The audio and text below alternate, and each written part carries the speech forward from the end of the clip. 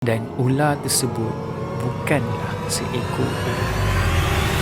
بسم الله الرحمن الرحيم إنما سلطانه على الذين يتولونه والذين هم به مشركون صدق الله العظيم.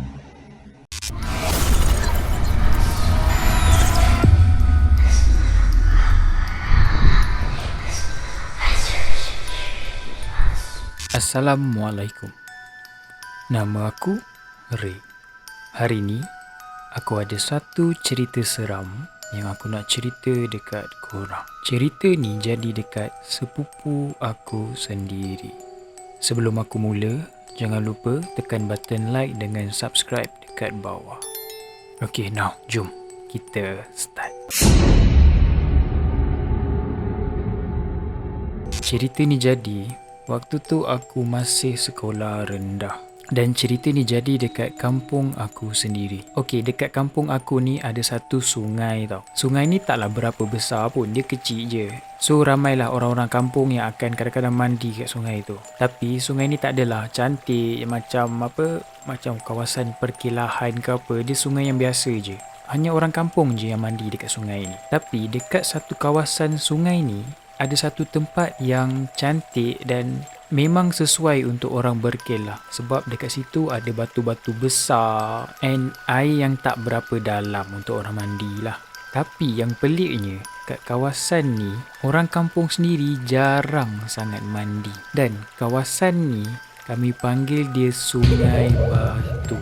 Sebab memang kat situ banyak sangat batu-batu dan ada satu pokok besar yang sangat-sangat seram. Pokok tu, akar dia korang boleh nampak daripada dalam sungai.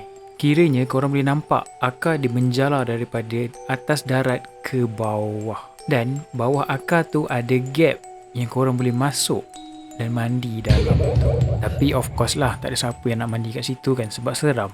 Okey, berbalik pada cerita kita. Benda ni jadi masa tu sepupu aku yang daripada Melaka balik ke Perak. So kami pun dah lama tak jumpa. So kami berkumpul dekat satu rumah sepupu aku yang nama dia Acap.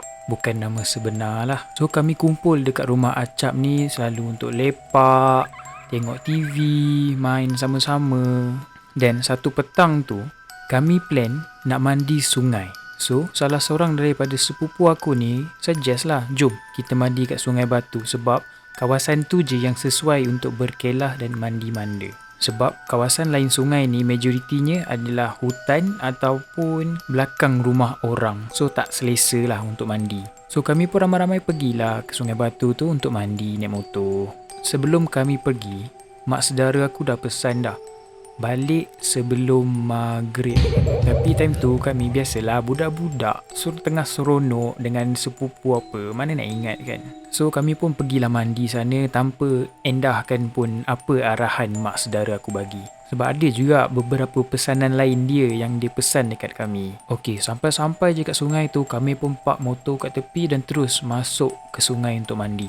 Time tu tak silap aku lepas asar dalam 5.30 macam tu. Kami ni mandi berseronok tak ingat dunia. Sampailah jam tunjuk pukul 7 malam. Kiranya sedar tak sedar yang kami ni berseronok sangat mandi sampai 1 jam lebih dekat situ. So salah satu sepupu aku pun cakap, dah lambat lah, jom kita balik. Tapi kami masih lagi mandi sampailah bunyi azan maghrib. Bila azan maghrib baru kami ni dah cuak sebab kami tahu dah lambat sangat ni. Kami pun dengan keadaan basah terus balik ke rumah. Sampai-sampai kat rumah mestilah kan kena marah lah dengan mak ayah aku, dengan mak saudara aku, semua marah sebab kami balik lewat sangat. Waktu ni tak ada apa jadi tau. Macam tak adalah apa-apa mistik yang berlaku. Tapi keadaan berubah 360 darjah pada malam tu. Aku ingat lagi. Malam tu kami kumpul dekat rumah Acap. Kami tengah tengok TV tau. Time tu ada tayangan satu cerita seram yang aku rasa budak-budak 90-an akan ingat kot. Nama cerita tu adalah Potret Mistik. Tengah-tengah kami tengok cerita ni kan, tengah sembang-sembang, tengah seronok-seronok. Ada satu babak tau dalam cerita ni. Babak tu kalau korang ingat, Rita Rudaini dia kena rasuk dan dia kerap ketawa dan menangis ketawa dan menangis.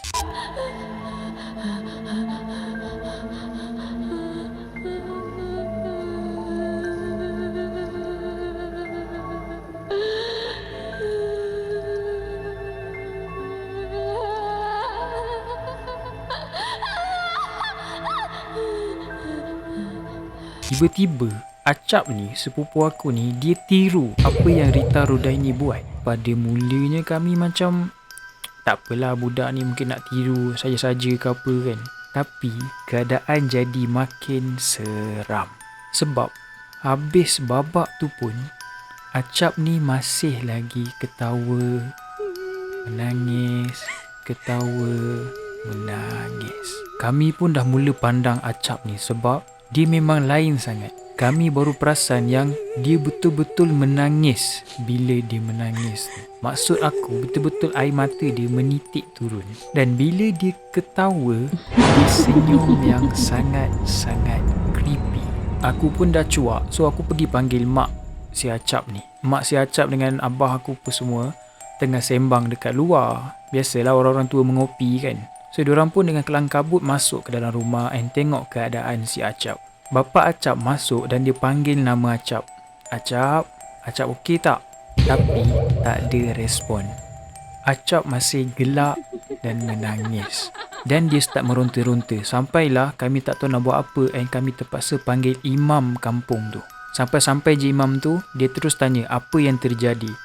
Dan mak saudara aku semua ceritalah yang diorang ni pergi mandi dekat Sungai Batu dan masa maghrib baru balik. Pada malam tu, kami, sepupu-sepupu ni diarahkan balik oleh mak saudara aku. Sedangkan Acap akan diubat malam tu juga oleh imam tersebut. So kami ni tak tahu apa tau. Kami kena balik rumah dan kami tak tahu apa yang jadi dekat Acap. Keesokan paginya baru semua cerita terungkai. Pada malam tu, imam tu tanya dekat Acap, kamu datang dari mana?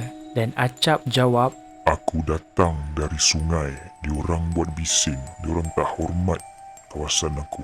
Imam tu cakap, diorang ni budak-budak, maafkanlah dan lepaskanlah. Pada mulanya benda tu tak nak lepaskan sebab dia dah suka dekat Acap. Tapi Alhamdulillah selepas imam tu dia baca-baca something and benda tu keluar daripada badan Acap. Pagi tu baru kami tanya balik apa yang terjadi dekat Acap sebenarnya. Sebab petang tu macam tak ada apa tau. Acap okey je and perangai dia tak pelik. Dan barulah Acap cerita apa yang dia nampak. Masa kami ni tengah mandi dekat sungai tu, Acap cakap dia ada nampak seorang makcik ataupun nenek yang kepala dia tutup dengan kain batik dan bertongkat. Nenek tu berdiri atas satu batu dekat sungai tu. Pada mulanya Acap nak bagi tahu kami, tapi sebab dia fikir mungkin makcik tu orang kawasan situ ke apa, so dia tak bagi tahu pun. Dan tengah-tengah kami tanya Acap ni, mak saudara aku dengar dan dia cerita hal sebenar.